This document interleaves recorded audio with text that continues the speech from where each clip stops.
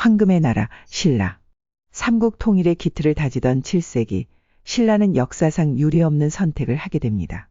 바로 신라 최초의 여왕, 선덕여왕의 등극.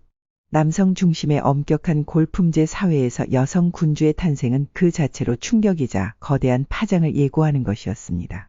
암탉이 울면 집안이 망한다 하였거늘 어찌 여인이 나라를 다스린단 말인가?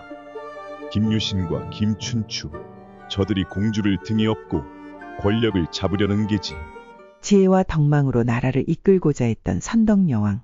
하지만 그녀의 앞길에는 여자라는 꼬리표와 함께 귀족들의 끊임없는 견제와 의심이 기다리고 있었습니다. 그리고 마침내 그녀의 통치 말년, 신라를 뒤흔드는 거대한 반란이 일어나는데, 신라 발칵. 선덕여왕 정말 여자라서 무시당했나? 선덕여왕은 즉위 초부터 비범한 지혜를 보여주었습니다.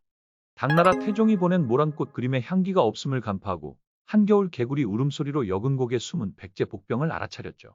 또한 첨성대를 세워 하늘의 뜻을 읽고 황룡사 9층 목탑을 완성하여 불심으로 나라를 지키려 했습니다.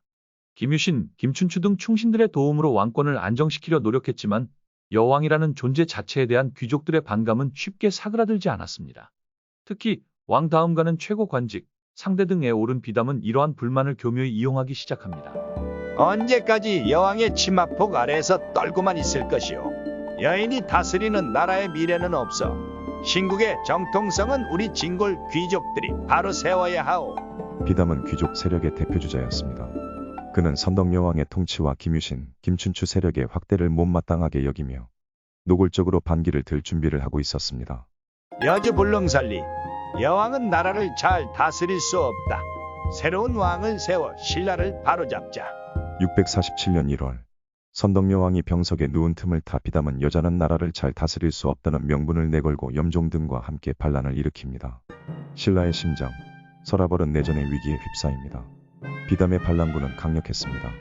수도 서라벌을 사이에 두고 김유신이 이끄는 진압군과 열흘 넘게 치열한 공방전이 벌어졌습니다. 팽팽한 대치 상황 속 어느 날 밤 커다란 별이 궁궐로 떨어지는 사건이 발생합니다. 이는 여왕이 패배할 징조로 여겨져 진압군의 사기는 땅에 떨어지고 반란군의 기세는 하늘을 찌를 듯했습니다.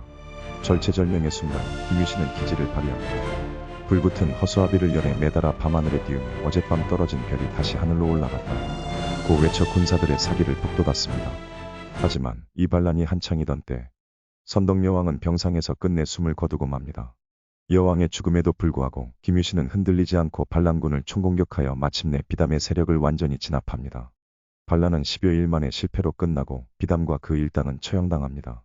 비담은 정말 여왕은 나라를 다스릴 수 없다고 생각해서 반란을 일으켰을까요?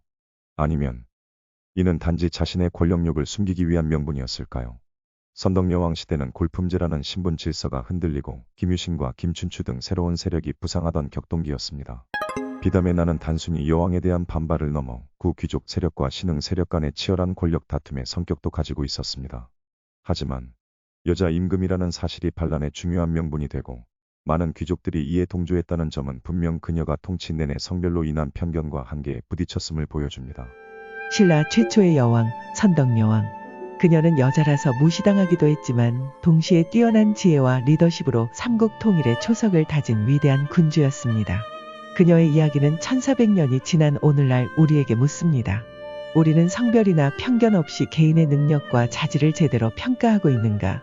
리더의 자격은 과연 무엇인가? 오늘 선덕여왕의 삶과 비담의 난을 통해 우리의 현재를 돌아보는 것은 어떨까요? 구독, 좋아요 눌러주시면 오늘 행복한 일이 생깁니다.